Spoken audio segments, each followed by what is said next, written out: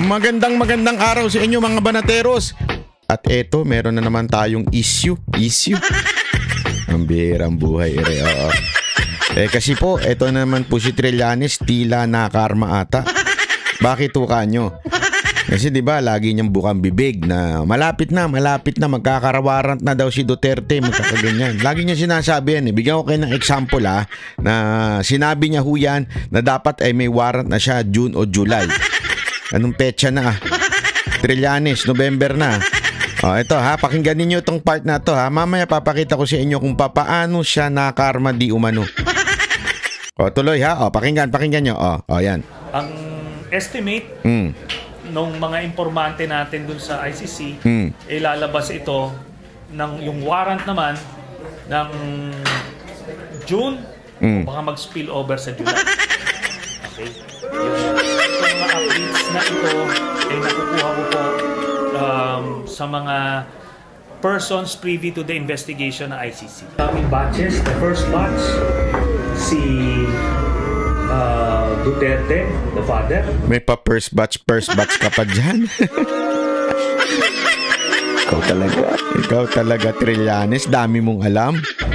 The second batch, baka sina Bongo Bato, at si Vice President Sara Duterte. Ito ang tinatawag mong Baldwin II. Manghuhula di ba? Ang bira. Hindi, natawa lang ako kasi etong si Trillanes, laging bukang bibig niya yung ICC, di ba? Kesyo ngayon, may bago na naman siyang pautot. Eto, bago lang ho itong sinabi na naman niya ito. Kaya sabi ko nga ho sa inyo, itong mama na to, tila obsessed ata dito kay Pangulong Duterte. Ano ba meron kay Pangulong Duterte? Talaga baka naman napapanaginipan mo na yan. Pakinggan ninyo ito tingnan ninyo. Papakita ko sa inyo kung gaano ka-obsessed etong si Trillanes. Hindi, ito bakit to kanyo? Kasi, bakit ko masasabing obsessed? Dati, medyo katanggap-tanggap pa yung birada mo kasi, syempre, tinanggihan ka, sabi ni Pangulong Duterte, allegedly, tinanggihan ka na maging vice president niya, di ba? Nung kandidato noong 2016. Okay sana yun bitter ka for 6 years. Kaya lang, nung 2022, bitter ka pa rin. Di ba? Eto matindi. Ngayon, tumatakbo ka na ngang mayor na ang dapat ay utak mo nasa lokal na. Yung mga propaganda mo nasa lokal na. Sinisiraan mo na nga yung mayor rin dyan Pero bakit hanggang ngayon, si Duterte pa rin ang nasa isip mo? Bihira ka talaga, oo. Ito panoorin nyo ito Kasi ito ngayon lang to. Ibig sabihin, dapat kampanya na Dapat to, pinag-uusapan niya na yung kanyang, plataforma mo bilang mayor na gusto mong maging mayor ng Caloocan. Hindi Ang pinag-uusapan mo pa rin si Duterte. Ito panoorin nyo. Let's bring in our next guest, former Senator Sani Trillanes. Sir, magandang hapon and welcome back to Storycon. Good afternoon, Senator. Magandang hapon, Senator. Sir, long time no see. Sir, start off with ang sabi kasi ninyo, naibigay na yung, I think, transcript sa ICC dun sa Senate hearing. Pero sir, what's the next step there? Okay, nabigay na. Will it need to be certified o ano man for things to move forward? Ito po, ang procedure po kasi ng ICC, meron silang proseso ng validation. So, kami po bilang una sa mga Grabe, no? Talagang confident siya na parang sinasabi niya ang dami niyang alam sa ICC. Alam mo kung ako sa iyo, Trillanes, napahiya ka na nga Napahiya ka na nga doon sa malimong prediction na lalabas na yung warrant ni Duterte ng June o July. Mali na nga yung prediction mo na yon. Sana na nahimik ka na lang. Diba? Sana mahimik ka na lang, yung bibig mo medyo itinigil mo na. Kaya lang hindi Ayaw mo talagang tumigil. Eto ka na naman, nagpipiling ka na naman na may alam ka sa loob. Diba? May ganyan ka pang alam yan di ba yung nagsabi sa'yo na July lalabas ang warrant? Nagpapaniwala ka pa rin. Hindi nga lumabas eh. Ba't ka naniniwala? Pambihira ka, oo. Una nag-file ng communication ay kumaga lahat ng mga communication na na-file namin before ay na-validate nila. Tapos through the years nagkaroon na ng proseso kung paano kami magbibigay ng additional information. Pero yung mga information na yon iba-validate pa rin nila through their own internal procedures. Cross-check, kumbaga. Ito naman, mga open source, open sources yan. So, hindi yan yung Pero kagaya dito sa korte natin. Senator, kailanganin ba ng certification? Kasi yun ang sinabi sa amin ni Coco Pimentel nung isang araw eh. Kung gagawin daw sa evidence yung mga transcripts, kailangan daw ng certification ng subcommittee, Senate Blue Ribbon. Kailangan ba humingi ng ICC doon? Hindi po. Yun nga po, I was explaining, yung mindset kasi ng mga abogado dito sa Pilipinas, akala nila yung proseso dito is ganun din kagaya sa ICC. Yung ICC, meron po Nakakatawa talaga ito si Trillanes. So, talagang sinasabi niya, hindi kasi yung mga abogado dito, ang tingin kasi nila sa dito sa mindset nila tungkol dito sa sa ICC, parang ganito eh. Mali sila diyan eh. Alam mo may alam talaga. Hindi, mali sila diyan eh. Ganito kasi talaga ang proseso diyan eh. Alam mo, daming alam talaga. Iba ka talaga.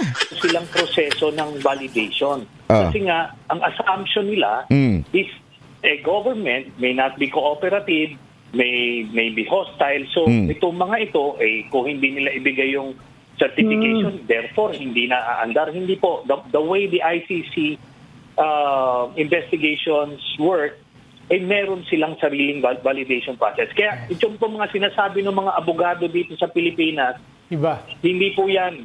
Iba po yan. So, sanay sila dito sa domestic justice system. Sa ICC na Feeling abogado, Brad. Feeling abogado ka talaga. Hindi ka na talaga nahiya, ano? a public statement, halimbawa ni Digong, is evidence already. No, kahit public statement, it's already an evidence against him. Yan po. So, meron silang while liberal yung kanilang evidence taking, pero very very tedious din yung kanilang validation process bago nila ipepresenta yon. Kaya merong proseso. Ako po, nung nag-transmit ako, it was duly received. So sila na ngayon po ang mag-validate nun.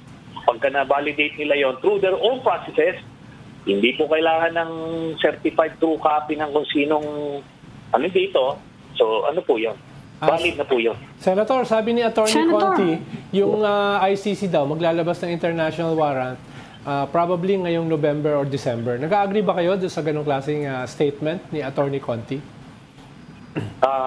Hindi, hindi po ganyan yung nakikita natin. Yung Attorney Conti na yun po yung sa ICC na kukunin ko yung ang talagang description niya. Attorney Conti ng ICC. Ayan, pakita na. Okay, so sinasabi niya ito. Sinasabi niya ICC Assistant to Counsel, Okay. Yan po ang kanyang description. So, para lang sa natin, kaalaman po natin ibig sabihin yan.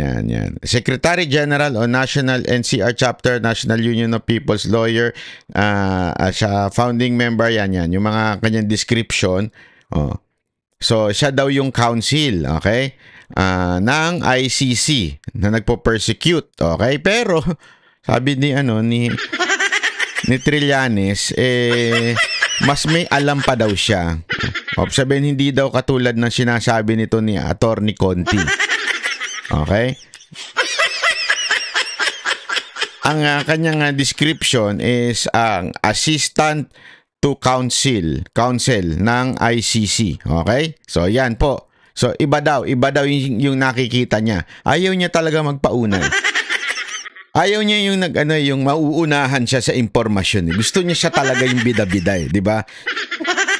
Sabagay, kasi siya yung nagmamagaling dyan sa ICC. Alam naman, iba pa ang makakuha ng credit.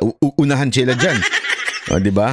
O, tuloy natin. Kasi gaya nga nung sinabi ko sa inyo po the last time, back in the second quarter of this year, around April, ready na sila to file the application for warrant kasi na-reach na nila yung probable cause threshold. Bakit wala pa? Ito sabi mo. Oh. Ang estimate ng mga informante natin dun sa ICC, lalabas ito ng yung warrant naman ng June o mag-spill over sa July.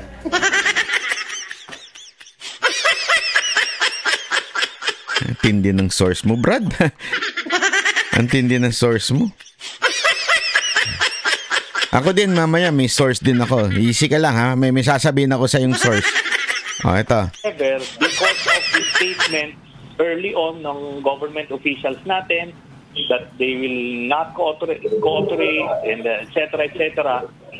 Ngayon, tinaas po ng prosecutor yung threshold from probable cause to certainty of conviction. Why? Kasi kung i-file nila application for warrant na probable cause lang yung ebidensya nila, tapos pagka na-issue yung warrant, magsara yung pinto ng Philippine government to provide additional evidence, ang mangyayari doon sa kanila, mabibitin sila, ma-acquit si Digong kasi probable cause lang yung evidence.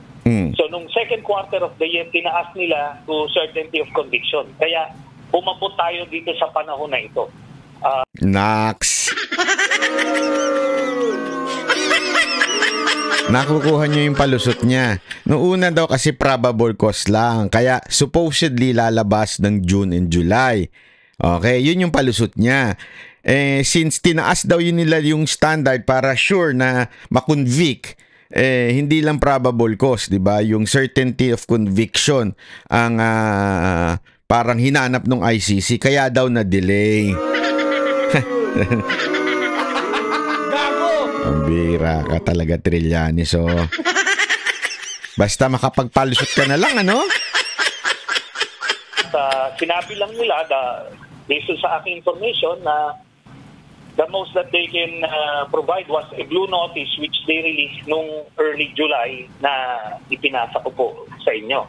So, ngayon, nandito tayo, sa punto na to, inaabot nila yung certainty of conviction threshold bago pa lang sila mag-a-apply ng warrant. Then, ano yan ulit? Mag-aantay ka ulit ng 1 to 2 months for the actual warrant to come out. So, may ganun po.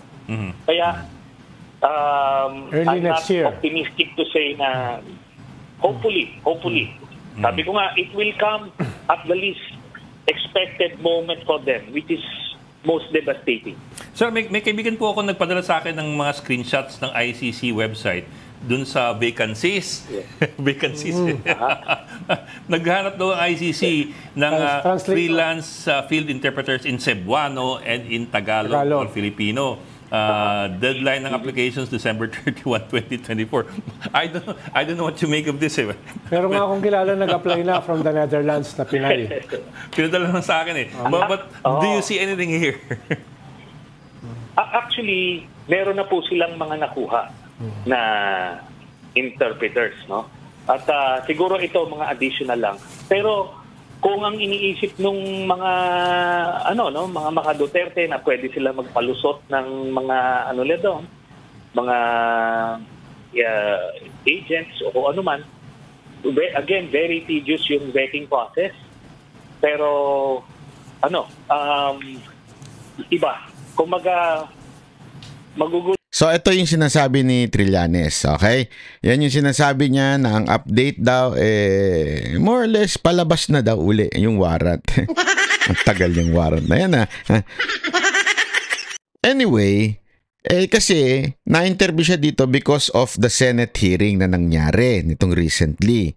So, tinanong din si Escudero tungkol dito. Kung may alam po ba ang Senado tungkol sa ICC? Kasi ang daming alam ni Trillanes Pakinggan nyo yung sagot ni Escudero, ha? Ito. Forward na natin. Natakil na nga natin yan eh. Ito na yung sagot niya tungkol dyan sa ICC naman. Okay? Kasi pinagpipilitan ng mga media. Ito mga media din talaga eh. Ang hilig talagang gumawa ng istorya eh. Pasok. As a lawyer, he knows the difference between the two. So sir, pwede bang i-take advantage ng ICC yung mga sinabi kahapon ni former President Duterte? Again, I have no idea about this ICC. I keep on reading about it, but no formal communication has been sent to me as Senate President. No formal communication has been sent to the Senate about that. And whatever I read about ICC is only from Filipinos who claim to be talking to them.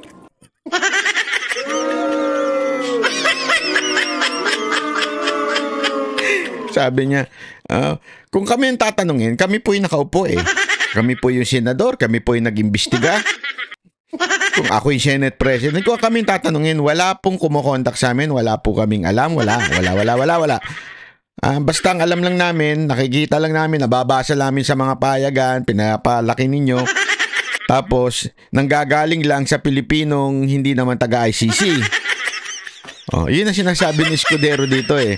Di ba? Panoorin nyo. I have no idea about this ICC. I keep on reading about it, but no formal communication has been sent to me as Senate President. No formal communication has been sent to the Senate about that. And whatever I read about ICC is only from Filipinos who claim to be talking to them. Sino pa ba? Walang iba ko, hindi. Si Trillanes. Who claim to be talking to them. Ba't natatawa ka? Ha? Walang tawanan. Ganun, ikaw talaga. Kasamahan mo yan dati. Tinatawanan ninyo. Huwag mong tawanan, cheese. Just say cheese. Hindi, kasi alam mo, yan ang nangyayari talaga sa mga yung mga mahilig lang maki-chismis, yung mga makimarites. Sinasabi ngayon ni Jesus Escudero, kung kami ang tatanungin nyo, at kung ako bilang Senate President, walang nakikipag-coordinate sa amin, o nanghihingi ng anything, transcript, o whatsoever. Kasi di ba kiniklaim ni Trillanes na yung transcript daw kukunin na mere alam mo yon, mere pronouncement sa telebisyon ay kukunin na kaagad. Hindi ho ganun yun. Dapat ho talaga may dokumentado ho yan. Hindi pwedeng narinig lang namin. Okay na yun. Kailangan may document po yan. Siyempre kahit papaano somehow may request po dapat. Di ba? Libre naman po, pwede namang kunin. Sabi niya pa nga dito, i-upload nila sa Senate page pero i-upload pa lang. So yung sinasabi na naman ni Trillanes na kesyo dahil doon sa nangyari sa Senado parang na-update yung ICC, isa hong malaki na namang haka-haka. Isa na namang malaking Ikaw talaga. Naku, wag na natin sabihin. Pero walang formal communication or letter from the ICC for me to actually make an educated evaluation of what they will do or where they are right now in the current situation. Paano kung dumating yung punto na formally i-request nila na mahingi yung mga... Talagang si ate, diin na diin. Gusto talaga makulong si Duterte. Bakit ba? Nahirapan ba yung istasyon nyo? Nataksan ba yung mga boss ninyo? Ni panahon ni Duterte, kaya talagang push na push kayo. May kanta ako sa'yo. Push. Ay ba pala, touch pala yun. Kala ko push. A document. It is a public document. Again, kayo nga, bibigyan ko eh. Kung ayaw ko magbigay, ikaw na magbigay. Again, it's a public document. They can easily get access to it. We will most likely even put this in our website. So, ibig sabihin, wala pa. It's a public document, we will give you and we will put it sa website. So wala pa at that time. Sabay ho itong lumabas itong mga interview na ito. So sa madaling salita ho, mga kababayan, may iba na namang mundong ginagalawan po si Trillanes. Hindi ko alam kung sino bumubulong sa kanya. Yun ang totoo. Alam mo kasi Trillanes, kung ako sa'yo kasi mag-concentrate ka na sa local, tumatakbo ka mayor hindi. Mantakin mo, hindi ka nga kilala ng mga tao doon, di ba? Hindi, walang biro. Hindi nila alam kung sino ka. At saan ka? Hindi nga nila alam, taga doon ka eh. Hindi ako nagbibiro. Alam nyo, galing po ako dun sa Caloocan bago po ako nagpunta dito. Alam nyo, tinatanong ko yung mga tao, hindi nila alam na taga Caloocan ka. Magparamdam ka naman dyan, puro Duterte ang nasa isip mo. Di ba? Huwag ganun. Napapabayaan mo na yung yung pangangampanya mo. Kawawa ka naman. O kulelat ka dyan sa kalaban mo. Di ba? Kulelat ka. Kahit anong propagandang lumalabas sa TikTok na pumapantay ka na kunwari. Eto mga kababayan papayag pa ako na pumapantay siya sa survey kung kilala siya doon sa Caloocan. Kung alam na taga Caloocan siya. Hindi nga alam ng mga taga Caloocan na si Trillanes taga dyan. Hindi nga nila alam na tumatakbo pa yan dyan. Paano na anak ng wedding na survey yan. May lumabas kasi na survey na kayo pumapantay-pantay daw. Alam mo naman to si Trillanes, ang hilig sa buladas nito Ang hilig nito sa mga imbe-imbento di ba? Hindi, walang biro. Ngalala niyo yung bank account na before 2016 bago mag-eleksyon, yung bank account ni Duterte, di ba? Few days bago mag-eleksyon nilabas niya yun. Tapos tama-tama, buti nasagot kagad at nag-issue ang BPI na walang account si Duterte ganun.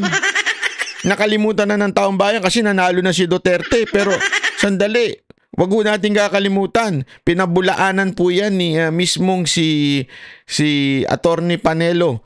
Siya ho kasi ang kumuha ng certification na there is no account sa BPI. So ibig sabihin, imbento.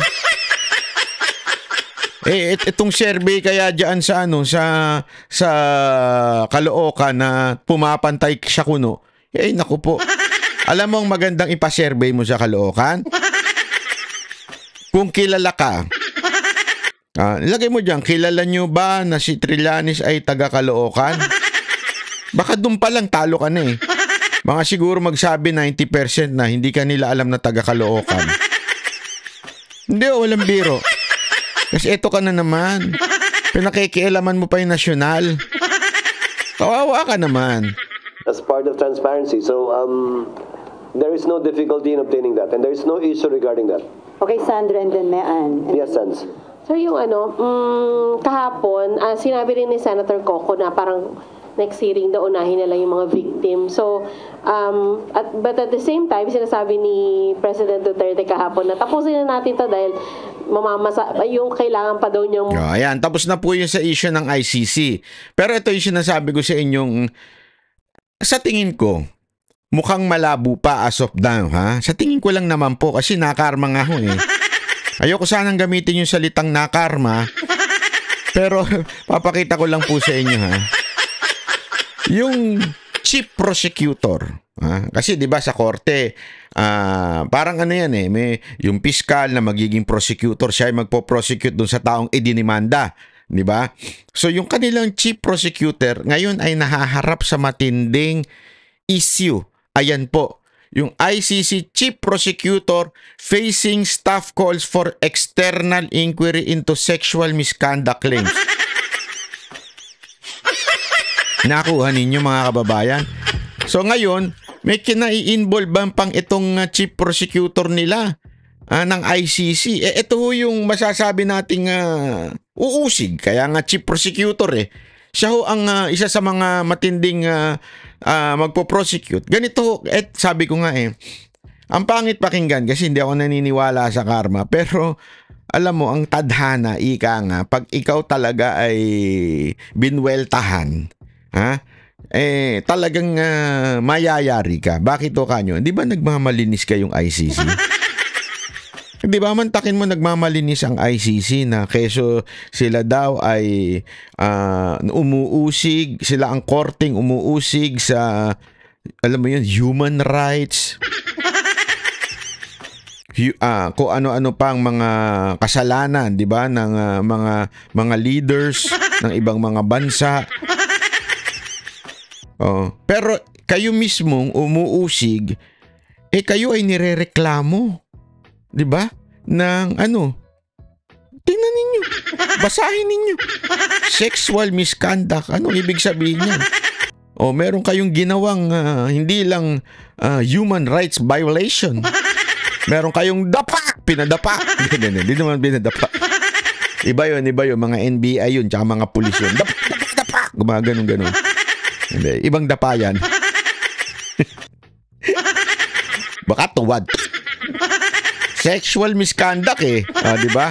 Pagbabasahin nyo yung, hindi ko nababasahin sa inyo lahat, pero sinamarize po natin yan, sabi natin doon sa ating kaibigan na si ChatGPT, pakisummarize nga ito, nang magkaintindihan tayo. Sandali. Sandali, nasaan na yun? Nawala. Pinasummarize natin yan para talaga maunawaan natin kung ano nangyayari. Sa madaling salita po mga kababayan, sila po ay inireklamo ng kanyang tauhan mismo na merong sexual misconduct, di ba? So nakaka-amaze lang. Bakit? Mantakin mo, kayo yung nagmamalinis, di ba? Kayo yung nagsasabing masama ang si Duterte, di ba? Yan yung pinalalabas ninyo, masama si Duterte, siya po ay mamamatay tao, human rights violator, pero kayo naman po pala ang inakusahan mismo sino ng katrabaho ninyo, di ba? Ayan nakakahiya, di ba? So ibig sabihin lamang po niya mga kababayan, ngayon kasi merong pinaiimbestigahan yung issue na yan ng internal watchdog nila. Pinaiimbestigahan yan, independent watchdog nila, at sinasabi nga na itong tao na ito ay dapat maimbestigahan. Nakakatawa lang kasi wala. Paano pa andar yung ICC ni Duterte? Although, again, alam mo naman yung mga dinideny niya na hindi naman daw totoo yun.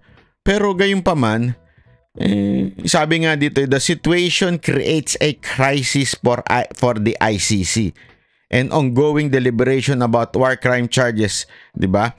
So, alam mo yun, Trillanes, yan ang hirap sa atin kasi, di ba? Kaya tuloy nakakarma tayo sa mga ganyang galawan Lagi yung pinagmamalaki na parang, sila ang nagbabantay ng moralidad ng buong mundo, ng buong bansa. Tapos, ganyan naman po pala sila. Di umano, allegedly. Di ba? Paano pa gagalaw yan? Wala na. Trillanes. Yung pangarap mo makaganti sa mga Duterte, wala na. Sa tingin ko, dadalin mo na yan hanggang sa kaduluduluhan ng buhay mo. Sa tingin ko lang kasi wala walang epekto yung galit niya, yung kanyang mission in life na siraan ng mga Duterte ay tila wala nang napatunguhan. Tila wala nang nangyari. 'Di ba? Tila talagang ending na. Kasi kung sigurado ako, nagtanong-tanong yan sa mga kaibigan niya kung may naniniwala pa sa kanya. Kasi kung may naniniwala pa sa kanya, di sana tumakbo siya senador, di ba? O tumakbo siya sa somehow a national position. O di ba? Kaya lang hindi Mga Marcos side, walang naniniwala sa kanya. Pinklawan, inaway na rin niya. Lalo na mga Duterte. So, sino pa kakampi niya? Kahit, lalo na yung taong bayan, wala. Yung mga feeling, yung gusto niya makuha, Caloocan, wala na rin. Hindi rin siya kilala. Kaya nga, alam mo, yun tinatawag nating kinakarma na ataho ito si Trillanes. Lahat ng nais niyang mangyari, lahat ng gusto niyang mangyari sa mga Duterte ay sumusuplak, napapahiya, nawawalang kwenta, pati nga daw sa Caloocan, pag yan daw ay pumupunta sa mga barangay, wala daw tumatanggap. Wala daw tumatanggap po dyan. Pagka siya ho ay nagpupunta sa mga barangay, yun ang balita ko lang balita ko sa mga taga-Caloocan. Kasi nga, ang laging tanong kaagad, sino ba yan? Ano ba? Kailan pa napunta yan dito? So, talagang wala. Walang-wala. Alam mo, Trillanes, ang tawag ho dyan, ako, hindi naman sa ang tawag ho dyan, medyo magising-gising ka na. Magising-gising ka na sa katotohanan, nalaos ka na, magising-gising ka na sa katotohanan na wala nang naniniwala sa'yo. Kasi ito. Ang estimate nung mga informante natin dun sa ICC, lalabas ito ng yung warrant naman ng June o baka mag-spill over sa July. Anong petsa na ngayon? November na. Hindi, kaya sa tingin ko, kaya tuloy feeling ko wala nang naniniwala sa'yo. Pambihira ka naman. Mantakin mo. Lahat na pinagsasabi mo na mangyayari, wala nangyayari. Di ba? Wala na. Mismo nga, si Escudero nga anong sinasabi sa'yo? Sabi niya, wala naman kaming alam dyan kanina ba nanggagaling yan? Doon sa isang tao na nandito naman. Feeling ko bullshit na rin sa iyo Hindi kasi ang ingay mo ang daldal mo, ang dami mo sinasabi, wala naman sila nakikita. Parang ikaw lang nakakakita. Delikado na yan. Hindi totoo po, delikado yan, ikaw lang nakakakita. Mahirap yan. Sir, medyo pagkaganyan, medyo medyo mag-reflect ka na. Pag ikaw na lang nakakakita ng mga bagay-bagay, try to reflect. Baka may problema na tayo. Ngayon lang sir. Anyway, yun lang naman ang payo ko sa'yo. May panahon pa. Kung ako sa'yo may panahon pa, umatras ka na sa pagtakbo bilang mayor kasi kesa naman isipin mo senador ka. Okay? Tapos biglang tumakbo ka na mayor, mapapahiya ka. Ano na mangyari sa'yo? Hindi, tumakbo ka kasing vice. Kulelat ka. Talo ka. Ngayon, tumakbo ka ng senador. Wala. I mean, hindi ako sure kung tumakbo siya senador pero hindi mo na kayang tumakbo bilang senador. Ngayon, tatakbo ka mayor. Kulelat ka niyan, sigurado na naman. So, medyo magising ka na sa katotohanan, sir. Magising-gising ka na. Isipin mo yung sarili mo. Kung ako sa'yo, isipin mo na lang yung pamilya mo muna. Pamilya mo na muna. Huwag mo na muna isipin yung ibang bagay sa mundo. Kasi wala na laos na Okay?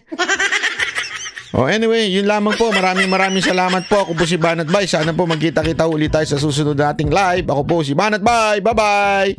Yan ang Banateros, boses ng ordinaryo Pilipino, Banatero.